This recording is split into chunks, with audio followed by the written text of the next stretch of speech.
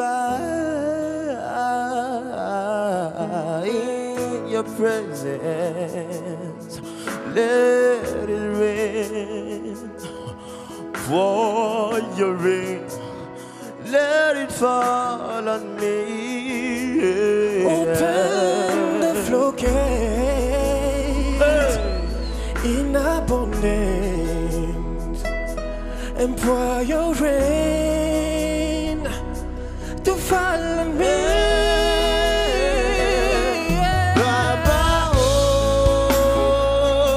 C'est ces moments.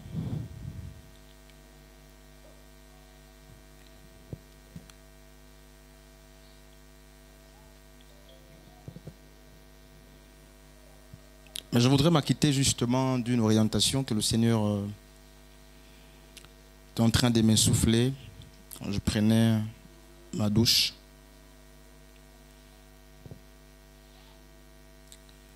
Mais avant, je voudrais qu'on lise 2 portions des Écritures.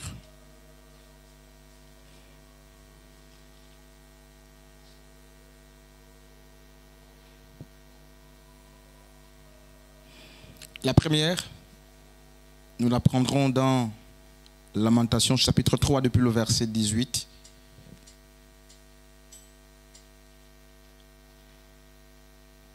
Et la deuxième, nous la prendrons dans Jean chapitre 11e.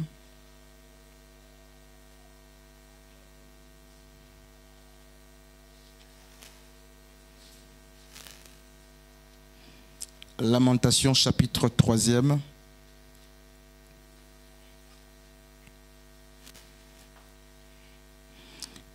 Ce sont des lamentations de prophète Jérémie, donc c'est nettement après le livre de Jérémie, dans le canon biblique en face de nous.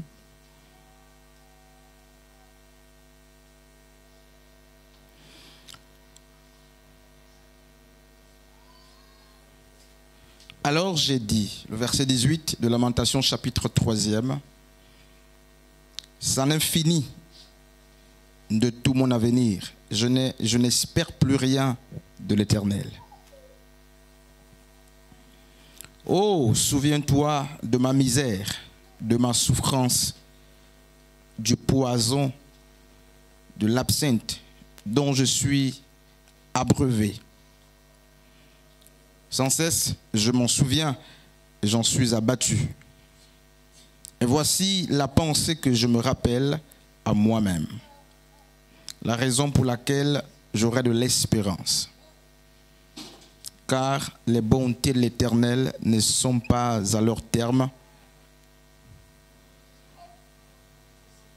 Et ses tendresses ne sont pas épuisées. Chaque matin, elles se renouvellent. Oui, ta fidélité est grande. J'ai dit, l'Éternel est mon bien.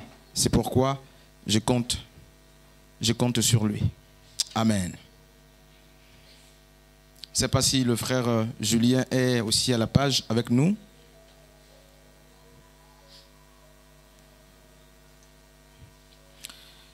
Je vais relire une partie de ce texte qui fera tout de même l'objet de la pensée justement que le Seigneur a mise dans mon cœur.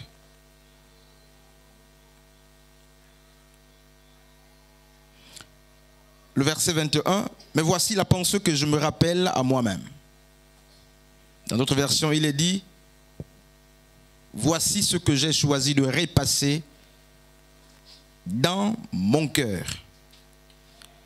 La raison pour laquelle j'aurai, n'est-ce pas, de l'espérance, car les bontés de l'Éternel ne sont pas à leur terme et ses tendresses ne sont pas épuisées. Chaque matin, elles se renouvellent. Oui, ta fidélité est grande.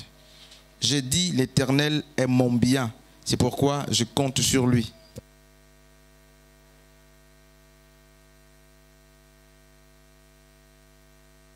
Jean chapitre 11.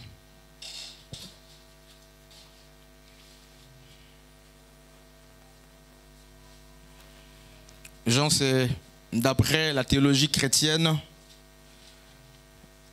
le dernier évangile. du moins dans leur ordre. Jean 11. C'est un récit que nous connaissons certainement tous. À cause justement de la longueur du récit, je prendrai quelques versets qui nous seront utiles.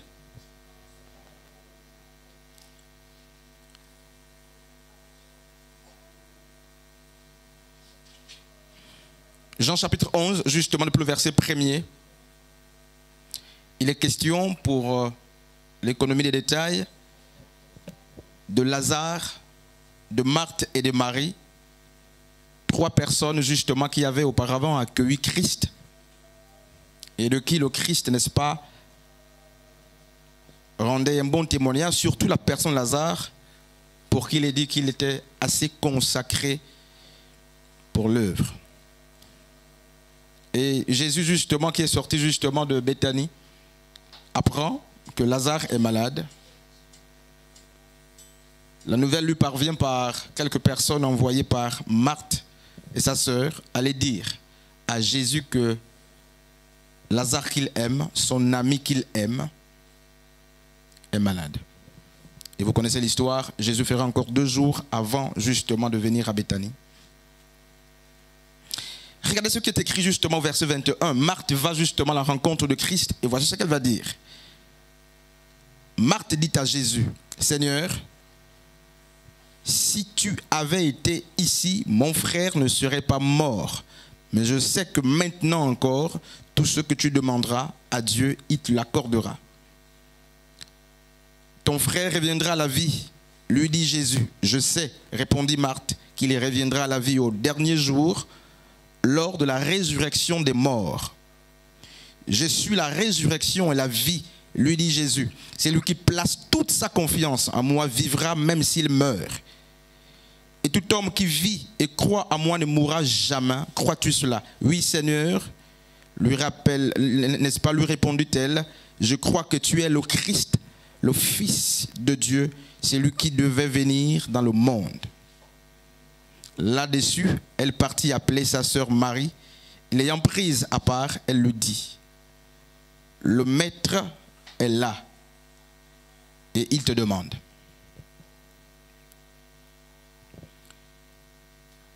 Laissez-moi aller plus loin pour gagner justement quelques minutes. 10:39. Enlevez la pierre, dit Jésus. Marthe, la sœur du mort, dit alors, Seigneur, il doit déjà sentir. Cela fait 4 jours qu'il est là. Jésus lui répondit, ne t'ai-je pas dit?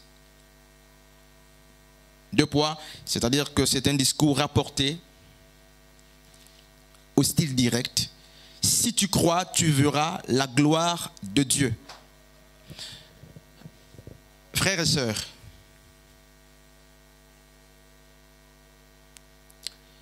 j'ai envie de rappeler à l'assistance qui est ici que notre présence n'est pas plus importante que l'absence de certains de nos frères.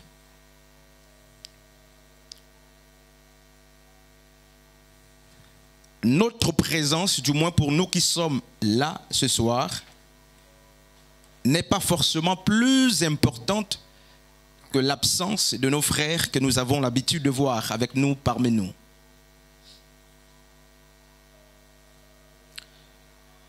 Il ne faut pas t'estimer supérieur, il ne faut pas qu'on s'estime supérieur à ceux qui ne sont pas là, ou du moins à ceux qui sont absents, en prenant appui sur notre présence ou en prenant appui sur l'obéissance que nous avons accordée à une tâche.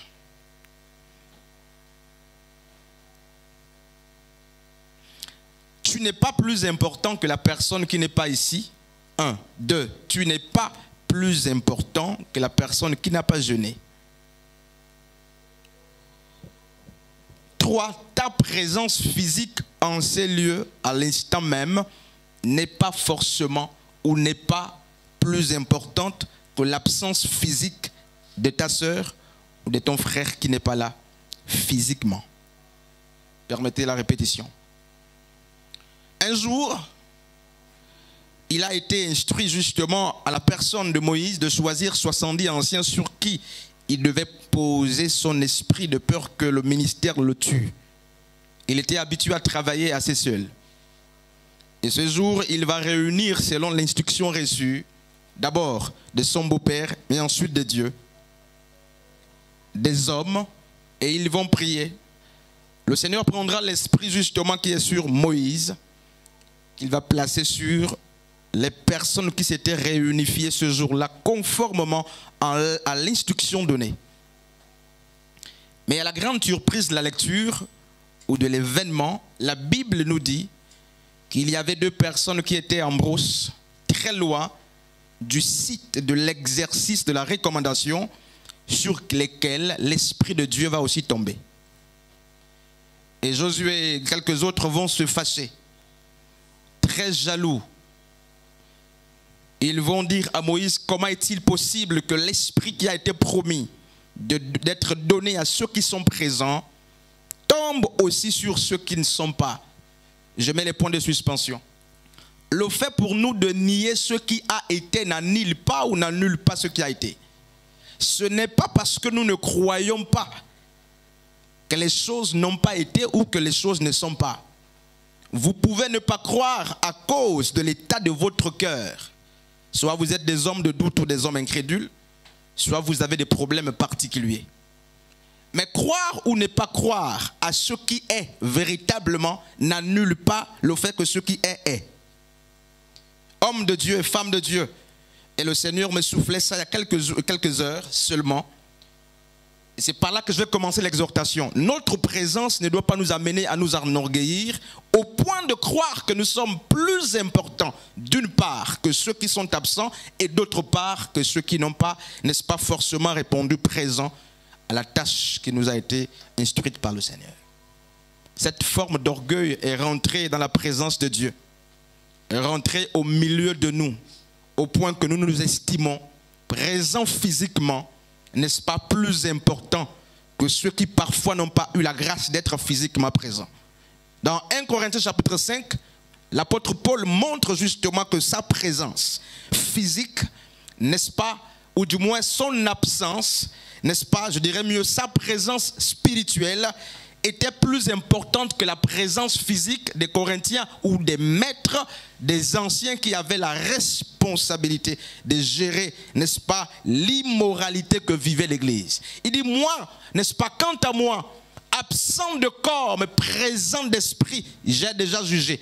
L'apôtre Paul est en train de mettre un jugement alors qu'il est présentement, physiquement absent, un jugement devant lequel les personnes qui étaient présentes étaient bloquées, incapables de rendre le jugement. Et là, je me suis rendu compte que il ne faut pas placer nos absences, n'est-ce pas, toujours, pardon, nos présences au-dessus des absences.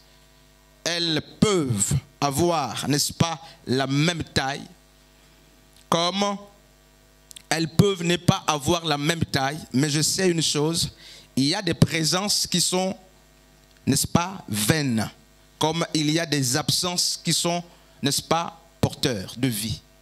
Il est préférable pour nous d'avoir des frères et des sœurs empêchés ou n'ayant pas eu la grâce d'être physiquement, mais qui sont en vérité présentement avec nous en esprit, comme l'apôtre Paul, plutôt que d'avoir des personnes qui sont physiquement avec nous, mais absentes, n'est-ce pas, d'esprit. Le travail se fait par esprit. C'est pourquoi j'ai envie de dire que la plupart des réunions qui aboutissent ne sont pas forcément des réunions où les hommes et les femmes, n'est-ce pas, sont dans une réunification de corps. Mais regardez ce qui se passe. Si nous pouvons rester chez nous, mais d'un commun accord en esprit, nous atteindrons les mêmes objectifs qu'il nous faut atteindre même quand on s'est réunit. C'est pour dire que la présence d'esprit a la prééminence sur la présence du corps. Encore qu'il faut que de la même manière que ton corps est, que ton esprit aussi y soit. Je voulais commencer par là, je ne sais pas pourquoi, mais c'est très important. Peut-être que Dieu veut parler à quelqu'un dans ce sens-là. Alors, regardez quelques coulisses de Jean chapitre 11 et de Lamentations chapitre 3. 2 ou 3 coulisses, selon le temps qui me sera accordé. du récit du discours, n'est-ce pas, de Yeshua et de Marthe et de Marie, ressort beaucoup d'enseignements. Parmi lesquels, voici le premier, ou un des premiers. Yeshua dit à Marthe, ne t'ai-je pas dit que si tu crois, tu verras la gloire de Dieu. Et nous ne voyons nulle part où Christ l'a dit à Marthe. Est-ce lorsqu'il était venu pour la première fois, dans l'épisode où Marthe se précipitait à faire à manger et Marie aux pieds de Christ, est-ce que c'est à ce moment que Christ avait dit à Marthe que si tu crois, tu verras la gloire de Dieu? Première hypothèse et première question, ou est-ce que c'est lorsque Marthe, dans Jean chapitre 11, va à la rencontre de Christ alors qu'il est presque, n'est-ce pas, en train de rentrer à Béthanie pour assister la famille? Ce qui m'importe, ce n'est pas le moment où la parole a été dite, mais si le discours est rapporté direct, c'est que Christ l'a déjà dit une fois ou deux fois. Du moins, Christ avait déjà dit à Marthe que si tu crois, tu verras la gloire de Dieu. Mais Marthe est en train de se lamenter, semble-t-il. Marthe est en train, n'est-ce pas, de perdre la foi. Regardez ce que Marthe va dire justement à la personne de Christ. Au matin de la lecture, je nous ai fait constater ce qu'elle a dit. Si tu avais été là, mon frère ne serait pas mort. Qu'est-ce que ça nous enseigne, ce discours? Marthe, qui est témoin, n'est-ce pas, des miracles de Christ. Parce que jusqu'ici, Christ a déjà guéri justement un aveugle de naissance. Et le peuple avait commencé à le lapider. Donc, cette information s'est répandue, n'est-ce pas, dans tout Jérusalem, jusqu'à Béthanie. Tout le monde est presque informé. Donc, Marc est informé que Christ est, n'est-ce pas, l'agneau de Dieu. D'ailleurs, elle le dit elle-même, qu'il est le Fils de Dieu. Mais il y a une chose que Marc nous apprend, n'est-ce pas, de l'identité qu'elle a de Christ. Et en même temps, en traduisant cet élément, Marc nous montre son intérieur. Ou du moins, elle est en train de nous dire justement que Christ est capable d'agir avant que la mort, n'est-ce pas, n'intervienne, mais qu'il est incapable d'agir après la mort. Marc dit, si tu avais été, du moins, si tu avais répondu favorable lorsqu'on t'a dit qu'il était malade, il ne serait pas mort. Marc nous apprend que Christ est capable justement d'assister quelqu'un à la maladie et d'empêcher que la maladie conduise la personne à la mort. Mais en le disant en filigrane, Marthe nous dit que Christ est incapable, n'est-ce pas, de ramener à la vie quelqu'un qui était malade et qui est mort. Mieux encore, lorsque Marthe a envoyé, n'est-ce pas, une délégation de personnes appelées le Christ, si elle croyait que le Christ était capable de faire les miracles à distance, elle aurait dit, dites-lui de prier, même à distance, pour la personne de Lazare qui est malade. Mais Marthe est cette figure ou cette représentativité de personnes qui croient que Christ n'agit que lorsqu'il est présent. Sinon, elle aurait dit, dites-lui de prier même là-bas pour la situation de son ami Lazare qui se meurt. Ce type de foi aussi, nous l'avons. Frère, est-ce que Marthe a vraiment cette foi ou est-ce que c'est la situation qu'elle traverse qui l'amène à balbutier au niveau de sa foi?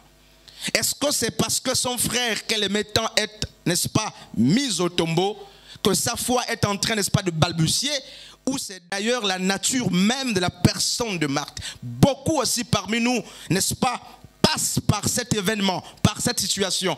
Beaucoup croient que le Dieu que nous prions est capable, n'est-ce pas, de travailler dans la prévention, de prévenir, d'anticiper. Mais très peu de personnes croient que le Dieu, n'est-ce pas, qui est capable d'anticiper est aussi capable, n'est-ce pas, de restaurer, c'est-à-dire de ramener à la vie même ce qui est mort.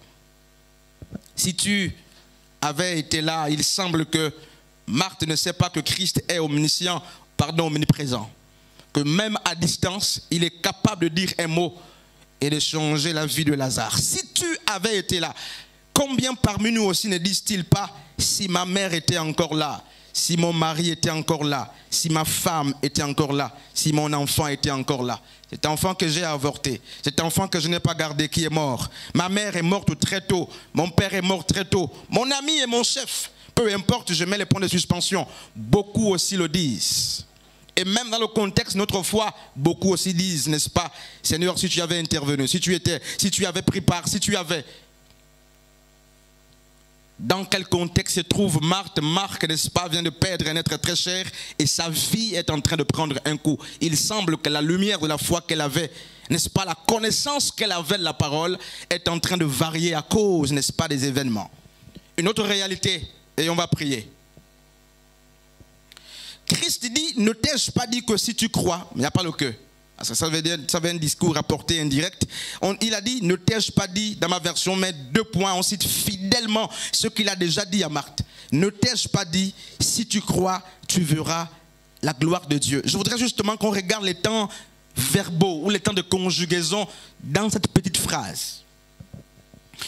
Plutôt que de faire tout cet exercice, regardons juste, n'est-ce pas, le premier verbe. Ne t'ai-je pas dit que si tu crois, ou ne t'ai-je pas dit, si tu crois, tu verras la gloire de Dieu. C'est au passé, composé. Le premier verbe du moins, le deuxième est au futur. Mais qu'est-ce se passe-t-il?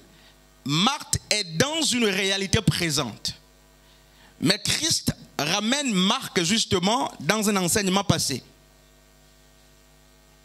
Marthe, est confrontée à un défi pressant et présent. Son frère est mort.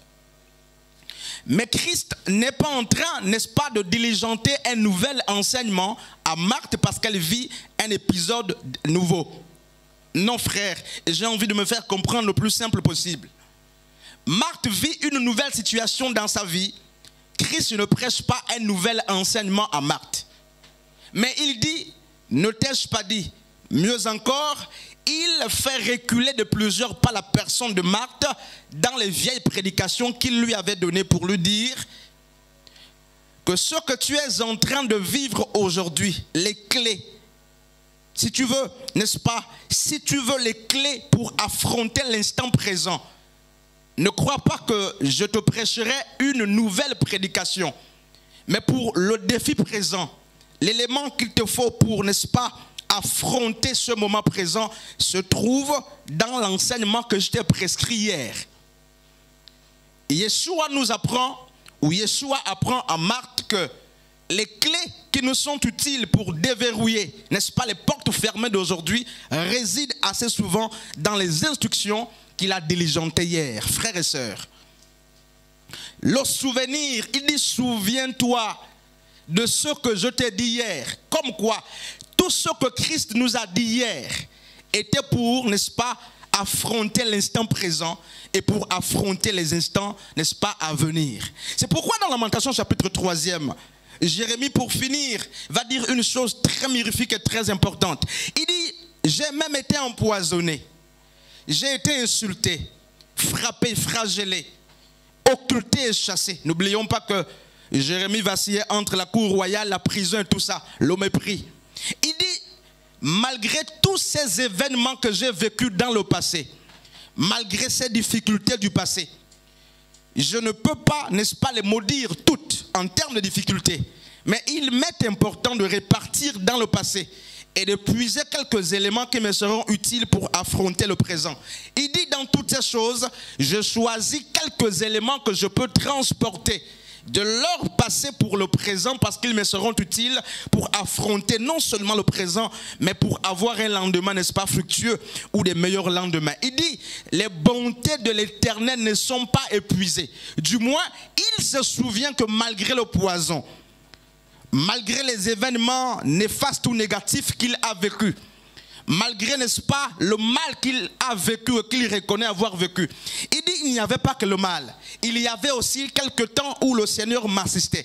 Et il dit, je ne suis pas obligé de ramener le mauvais souvenir dans l'instant présent où j'ai en face de moi un défi colossal. Il dit, je choisis ce qui me donnera la paix de l'espérance. Il dit une chose très importante, le Dieu qui a fait les bontés hier, qui m'a assisté hier, même quand j'étais empoisonné, est capable de renouveler aujourd'hui ses bontés. Il dit que les bontés de l'Éternel ne sont pas épuisées. Hommes de Dieu et femmes de Dieu, nous avons dit mercredi que les choses qui expliquent ou qui sont à l'origine, n'est-ce pas, de l'extinction de la flamme sont nombreuses. Elles peuvent être internes à nous ou extérieures. Et ce soir, c'est comme une tentative de proposition de solution. Je ne suis pas en train de faire une taxinomie, n'est-ce pas, des raisons de notre diminution de la flamme, mais je nous propose quelques méthodes de résolution du problème. Marthe, Christ lui a dit, pour affronter le problème de ta foi qui se meurt ou qui baisse, souviens-toi, n'est-ce pas, de ce que je te dis hier. Comme quoi, si nous voulons avoir un véritable actif dans l'instant présent pour affronter, n'est-ce pas, les Goliaths qui se lèvent devant nous, ne regardons pas parfois aux enseignements présents. Il faut parfois reculer. Frère, ce que je nous dis aujourd'hui est dans l'instant présent, mais sera utile demain et après-demain. Le problème justement de l'extinction de la flamme, ou si nous voulons du moins, n'est-ce pas, raviver la flamme, il ne faut pas seulement compter dans l'instant présent, ou du moins, il ne faut pas seulement espérer avoir des outils dans l'instant présent. Assez souvent, les outils qui nous sont utiles pour affronter, n'est-ce pas, les obstacles d'aujourd'hui sont dans les enseignements prescrits hier. Et c'est pourquoi Yeshua disait à Marthe, si tu veux affronter, n'est-ce pas, la mort aujourd'hui, puise dans ce que je te dis hier. Ton problème de foi ne sera pas résolu par une nouvelle prédication aujourd'hui ou par un nouvel enseignement. Ce que tu vis aujourd'hui, je l'ai préparé hier en te prêchant, en te disant que si tu crois, tu verras la gloire de Dieu. Cet enseignement t'a servi hier et doit te servir aujourd'hui et il doit te servir même demain. Qu'est-ce que tu es en train de vivre et qui explique, n'est-ce pas, la diminution ou la diminution de ta lumière? Comme les 5 folles présentées dans la parabole, n'est-ce pas, de Matthieu chapitre 25. Elles avaient un véritable problème, n'est-ce pas? Elles n'ont pas veillé sur les profondeurs ou la prévision en termes d'huile. Et la Bible nous apprend qu'elles ont dormi même avec les sages. Mais à la différence que les sages, n'est-ce pas, avaient enfui leur profondeur très loin, elles avaient des lampes allumées. Mais au-delà de ce fait, elles avaient laissé quelque peu de prévision en termes justement de prévention en cas de. Mais les autres, n'est-ce pas, les autres se sont contentés d'avoir des lampes allumées. La lampe qui est la parole de Dieu, d'après justement le psaume 105, 119. Ta parole est une lampe à mes pieds, une lumière sur mon sentier. La parole, nous l'avons dit mercredi, ne suffit pas. Il faut qu'elle soit, n'est-ce pas, ravivée. Les lampes peuvent s'éteindre si l'huile manque. Et à Timothée, l'apôtre Paul a dit quoi, frère? Nous l'avons lu hier. Nous l'avons lu, n'est-ce pas? Nous avons dit que Paul dira à Timothée, souviens-toi, n'est-ce pas, ou du moins, ravive le don que tu as reçu par imposition de main. Ravive ce don, car l'esprit que nous avons reçu n'est pas un esprit de timidité, mais de force et de sagesse. Timothée était en train de se perdre. Sa foi aussi diminuait. Il devenait de plus en plus peureux, timide, apeuré. Et son père lui dira, il te faut raviver la flamme. Et aujourd'hui, Yeshua nous dit, une des techniques pour raviver la flamme consiste à aller puiser dans ce que Dieu nous a dit hier. Parce que pour affronter ou comprendre mieux ce que nous vivons aujourd'hui, rappelons-nous de ce que le Christ nous a dit hier. Et pour compléter justement ce que je dis, dans sa sagesse, au soir de sa vie, Salomon a dit, il n'y a rien de nouveau sous le soleil. Frères et sœurs, nous ne vivons rien de nouveau sous le soleil. Et ce que tu es en train de vivre aujourd'hui, Dieu l'a préparé, te l'a annoncé hier par un type de prédication ou d'enseignement auquel tu n'as pas pris, n'est-ce pas, conscience. Tu n'as pas fait attention. Et c'est pourquoi Christ va dire à Marthe, ne t'ai-je pas dit que si tu crois, tu verras la gloire de Dieu. Cette prédication a servi à Marthe lorsque elle lui a été donnée. Mais elle devait aussi servir lorsque Lazare est mort. Elle devait, n'est-ce pas, servir davantage après Lazare. Frères et sœurs, le feu s'éteint, mais beaucoup veulent une nouvelle prédication. Pierre a dit, je ne cesserai pas de vous rappeler ces choses, de vous rappeler les mêmes choses, parce qu'elles sont, n'est-ce pas, salutaires pour vos âmes. Il faut que l'Église comprenne que les outils qu'il nous faut assez souvent prendre pour affronter, n'est-ce pas, la diminution de la lumière aujourd'hui, réside dans ce que Christ nous a dit hier. Et chacun peut choisir dans son passé les choses qu'il peut amener ou transporter dans son présent. Vous n'êtes pas obligé de transporter ce qui vous a fait pleurer.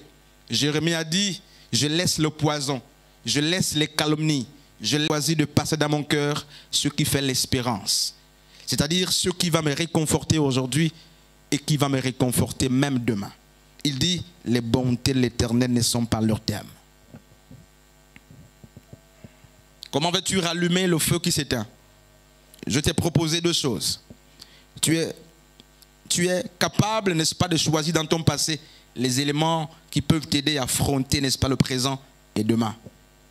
Mais tu peux aussi, n'est-ce pas, au-delà du fait de répartir le passé, de puiser ce qui te sera utile aujourd'hui, tu peux, n'est-ce pas, te souvenir des enseignements que le Maître t'a donnés. Le problème de foi auquel tu es confronté aujourd'hui, il y a une prédication que Christ a donnée hier, mais tu ignorais que c'était pour, n'est-ce pas, que cela soit appliqué aujourd'hui. Et assez souvent, nous cherchons des solutions présentes. Christ propose à Marthe, n'est-ce pas, un demi-tour.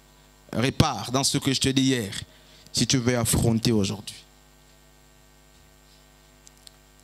Le feu s'éteint et nous cherchons des mécanismes, n'est-ce pas, de l'instant.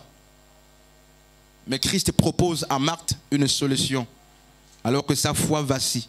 Marthe croit même que la résurrection est possible. Mais elle sait, elle dit hautement que je crois à la résurrection. Je ne suis pas incrédule, mais je ne crois pas à la résurrection à l'instant présent. Je crois à la résurrection au dernier jour. Frères et sœurs, Jésus lui dit, je suis la résurrection et la vie. Il parle au présent, mais Marthe croit au futur. Elle dit oui, la résurrection est possible, mais pas aujourd'hui. Combien aussi parmi nous n'ont-ils pas regardé la taille de leurs problèmes pour minimiser, n'est-ce pas, le Maître? Je sais que Christ a l'habitude de pouvoir dans tel contexte, dans tel sens. Mais pour ça, je sais qu'il le fera, mais pas aujourd'hui. C'était ça la foi de Marthe. Je crois en la résurrection, mais je ne crois pas que tu sois capable de ressusciter Lazare aujourd'hui. Pour Marthe, la résurrection est toujours future. Pour Marthe, Christ ne pouvait pas guérir son frère à distance. Frères et sœurs, hommes de Dieu, je finis ici. Si tu veux rallumer la flamme qui s'éteint, dis-toi que plusieurs moyens, n'est-ce pas, sont disponibles. Si tu ne veux pas faire comme Jérémie, qui a choisi de repasser dans son cœur, alors qu'il passait par des moments difficiles, un élément qui lui était agréable dans le passé, il a vu que Dieu m'a assisté hier, même s'il y avait, n'est-ce pas, un répertoire des mots, mais il n'y avait pas que les mots. Il s'est souvenu qu'un jour Dieu l'a assisté. D'ailleurs, s'il dit qu'il y avait le poison, il parle ce que le poison n'avait pas eu effet sur lui. Il dit ce que les bontés de l'Éternel ne sont pas épuisées. Il dit, j'ai choisi de repasser dans mon cœur, parmi tout le film, n'est-ce pas, du passé, que me montre, n'est-ce pas, le présent. J'ai choisi moi-même de transporter depuis le passé, jusqu'à ce que j'arrive dans mon contexte présent, les choses qui feront la joie de mon âme. Mais toi, tu es libre de choisir ce que tu mettras dans ton cœur dans l'instant présent pour affronter, n'est-ce pas, les Goliaths ou des Zorobabel qui se lèvent. Jérémie a choisi de repasser ce qui fait l'expérience. Et à Marthe, face à une forte difficulté qui était en train, n'est-ce pas, d'abîmer sa foi, de diminuer sa flamme et son intensité, sa croyance en la personne de Dieu ou en la parole, Marthe, Christ lui a proposé de ne pas chercher une prédication récente ou présente, mais Christ a dit, va puiser dans des vérités que je t'ai prescrites hier, pour affronter le Goliath d'aujourd'hui, pour affronter, n'est-ce pas, le Zorobabel d'aujourd'hui. Qui es-tu, grande montagne? Tu seras abaissé. Je voudrais que tu inclines ta tête un instant. Seigneur, merci pour ces moments.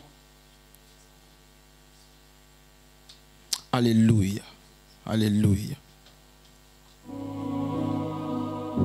Alléluia.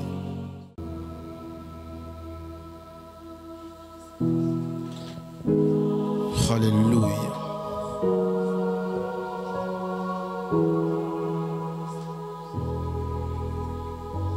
Ta lumière, tu fais battre en moi le tam-tam de mon cœur. Ma bouche saura toujours te Alléluia. À ta lumière, tu fais battre. Oh.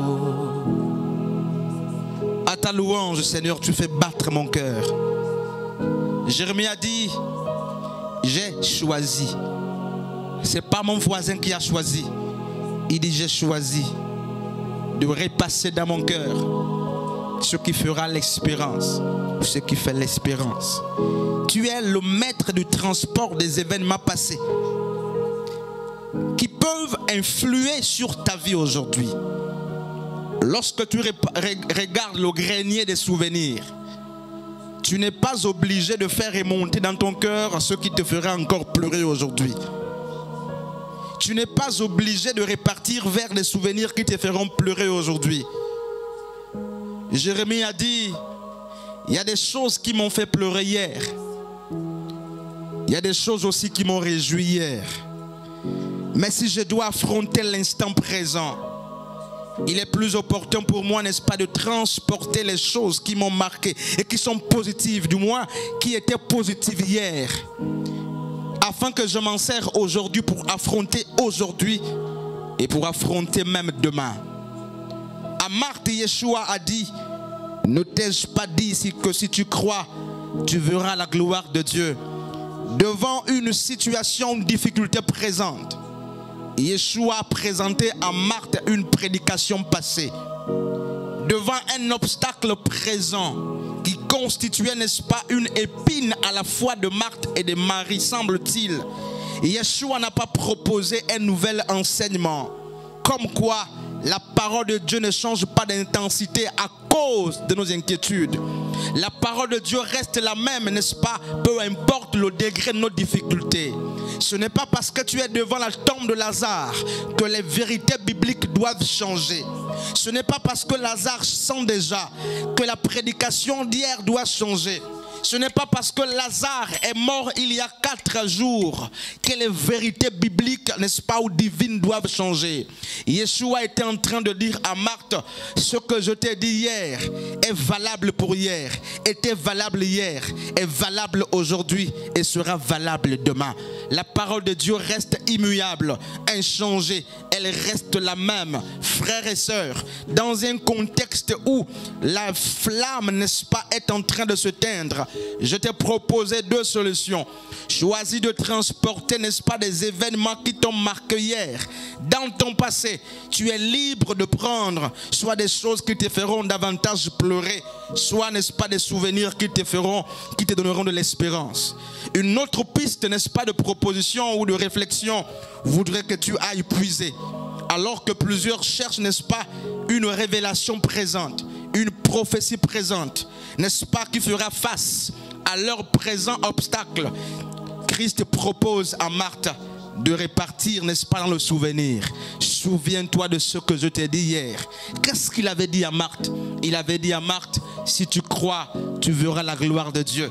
Et lorsqu'il le disait à Marthe, Marthe n'avait pas encore perdu Lazare, mais ne savait pas que cette parole devait s'appliquer un jour. Elle ne savait pas que cet enseignement devait s'appliquer un jour. Pas dans la vie de notre personnage, mais dans sa propre vie.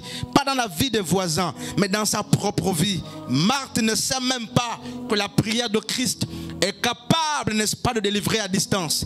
Pour Marthe, le Christ qui a, n'est-ce pas, guéri l'aveugle n'est pas capable de ressusciter le mort. Pour Marc, il faut que Christ soit présent pour anticiper et empêcher la mort. Elle ne sait pas que le Dieu qui anticipe la mort est aussi capable de ramener ce qui est mort. Frères et sœurs, pour Marthe, Christ ne peut pas prier à distance pour qu'il y ait des faits. C'est pourquoi lorsqu'elle envoie des personnes appeler le Christ, elle manque de leur dire, dites-lui de prier. Elle ne croit pas, n'est-ce pas, à l'omniprésence de la personne de Christ. Et beaucoup parmi nous aussi sont en train de souffrir dans ce contexte. Leur foi est abîmée. Leur foi est en panne. Leur foi, semble-t-il, est en train de se teindre. Leur flamme s'éteint. Ils vacillent. Ils n'ont plus un langage linéaire. Le langage, n'est-ce pas, est en train de prendre des coups. Le langage varie selon les saisons. Et à cause de cela, même les vérités, n'est-ce pas, ou des choses qui étaient vraies pour eux ou pour ces personnes hier, aujourd'hui ont changé à cause de la taille de la montagne. ne faut pas que la taille de la montagne te fasse croire que la parole de Dieu a changé. Il ne faut pas que la taille de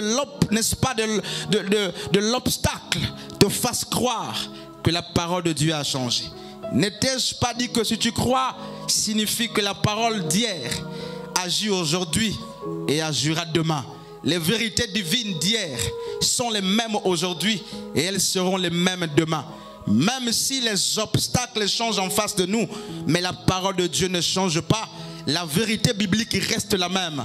C'est que si tu crois, tu verras la gloire de Dieu. C'est que si tu crois, tu verras la gloire de Dieu. Si tu crois, tu verras la gloire de Dieu. Si tu crois, tu verras la gloire de Dieu.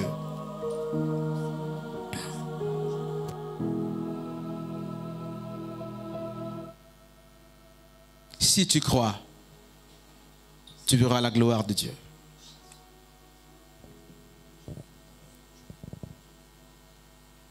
Si tu crois, tu verras la gloire de Dieu. Et à cause de la douleur, même lorsque le Christ a dit ôtez la pierre, Marthe a balbutié, elle est hors sujet. Le Christ dit ôtez la pierre, mais elle prêche un autre enseignement à Christ. Il sent déjà. Comme pour dire, la peine ne vaut d'ôter la pierre. C'est trop tard. Il sent déjà. Marthe est dans l'incrédulité.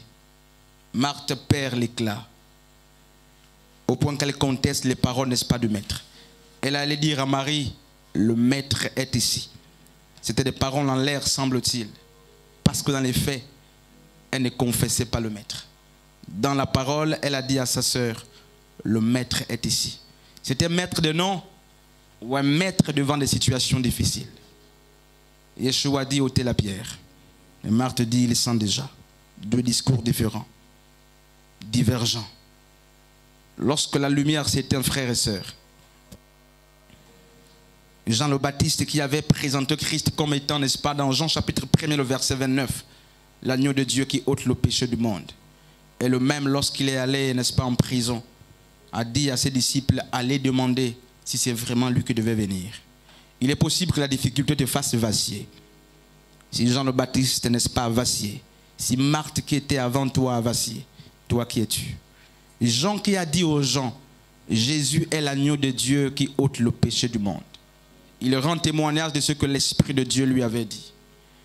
Lorsque Hérode le met en prison, la prison a changé, n'est-ce pas, la conviction ou les convictions de Jean le Baptiste. Les réalités et les contours, je dirais mieux les exigences, n'est-ce pas, du milieu carcéral, de la douleur, de la souffrance, a transformé la manière, n'est-ce pas, de penser, de juger de Jean. La prédication de Jean le Baptiste a changé, au point qu'il doute de la messianité de celui qu'il a présenté, n'est-ce pas, comme l'agneau de Dieu. Frères et sœurs, lorsque les difficultés, n'est-ce pas, nous envahissent, assez souvent, l'intensité baisse. Mais Paul a dit, j'ai combattu le bon combat. Et j'ai gardé la foi. Il ne dit pas ma foi a vacillé, mais elle a vacillé. Elle peut vaciller. Ce n'est pas le plus important. Le plus important, c'est de garder la foi. C'est de garder la foi. J'ai combattu le bon combat et j'ai gardé la foi. J'ai gardé la foi. Ma flamme est restée allumée. Mon feu est resté allumé. Malgré les fouets, malgré les menottes, les prisons, les intempéries et le vent. En toutes ces choses, nous sommes plus que vainqueurs. Paul dit, j'ai gardé la foi. Ce soir, je voudrais justement que tu pries cette fois-ci pour ceux qui ne sont pas ici. Comme je le disais, que ceux qui ne sont pas ici ne sont pas moins que ceux qui sont ici. Et que la présence de ceux qui sont ici n'est pas plus importante que l'absence de ceux qui ne sont pas ici. Notre importance ne réside pas dans le fait d'avoir, n'est-ce pas, répondu présent à une tâche. Mais l'obéissance, justement, est totale et se juge sur plusieurs éléments. J'ai besoin que tu pries pour le frère et la sœur qui n'est pas ici. Qui a jeûné mais qui n'est pas ici pour des raisons spécifiques. Mais aussi que tu pries pour le frère et la sœur qui n'ont pas jeûné. Que tu dises à Dieu, si leur flamme est en train de se teindre, aide Seigneur. Aide Seigneur. Les outils que tu nous proposes aujourd'hui, donne-leur les mêmes. Aide Seigneur. Aide Seigneur. Dis à Dieu, je ne suis pas plus important que ces anciens qui sont en brousse. Même si je ne suis pas réuni ou je ne fais pas partie intégrante des anciens autour de Moïse, qui doivent dans l'instant immédiat et présent recevoir sur eux l'esprit de Moïse, il y a en forêt les gens que Dieu agrée, mais qui n'ont pas la grâce d'être autour de Moïse, mais qui ont reçu l'esprit de Moïse alors qu'ils n'étaient pas présents. La jalousie de Josué n'a pas changé, n'est-ce pas? La volonté, la souveraineté de Dieu. Frères et sœurs, Dieu est souverain. Dieu est souverain. Nos frères qui ne sont pas ici sont aussi importants que nous. Nos frères qui n'ont pas jeûné sont aussi importants que nous. Nos frères qui sont absents sont aussi importants que nous. Tu n'es pas plus importante, tu n'es pas plus important. Encore moins, eux ne sont pas plus importants. Mais ils ont peut-être manqué justement pour des raisons spécifiques. Peut-être qu'ils n'ont pas eu la grâce d'être. Peut-être qu'ils sont empêchés. Mais peut-être, qui sait, qu'ils sont en esprit avec nous. Et peut-être qu'ils sont plus présents que ceux qui sont présents. J'ai peur. J'ai peur davantage. Parce qu'il y a des présences inutiles. Il y a des présences, n'est-ce pas, absentes. Il y a des absences présentes. Béni sois-tu, Seigneur. Béni sois-tu, Seigneur. Au nom de Yeshua. Béni sois-tu pour ces moments que nous passions. Merci pour ton esprit qui nous assiste. Et merci pour ces eaux que tu as agitées. Merci pour la paix, la douceur du cœur. Merci pour ces paroles que tu as mises dans nos cœurs. Et merci parce que nous avons parlé de toi. Et nous continuerons de parler de toi, Père. À toi l'honneur, la gloire et la majesté de ce que tu nous apprends, Seigneur, ce soir, que nous pouvons aller fouiller notre passé pour transporter les éléments qui nous seront importants pour affronter notre présent et notre lendemain. Merci de ce que tu nous apprends ce soir, que les clés ou les actifs qui nous seront importants pour affronter, n'est-ce pas, Goliath présent, ne sont pas forcément dans les prédications présentes ou immédiates. Mais tu nous apprends qu'assez souvent, les clés pour affronter ou déverrouiller, les portes, n'est-ce pas, fermées aujourd'hui, résident dans les instructions d'hier. L'honneur et la louange à toi, parce que comme Marthe, Seigneur, nous avons assez souvent cherché une nouvelle prédication, une nouvelle orientation. Mais tu nous as montré ce soir qu'il n'y a rien de nouveau sous le soleil. Ce que tu nous as dit hier était pour apprêter aujourd'hui et pour affronter demain. L'honneur, la gloire et la louange te soient rendus au nom de Yeshua. Amen.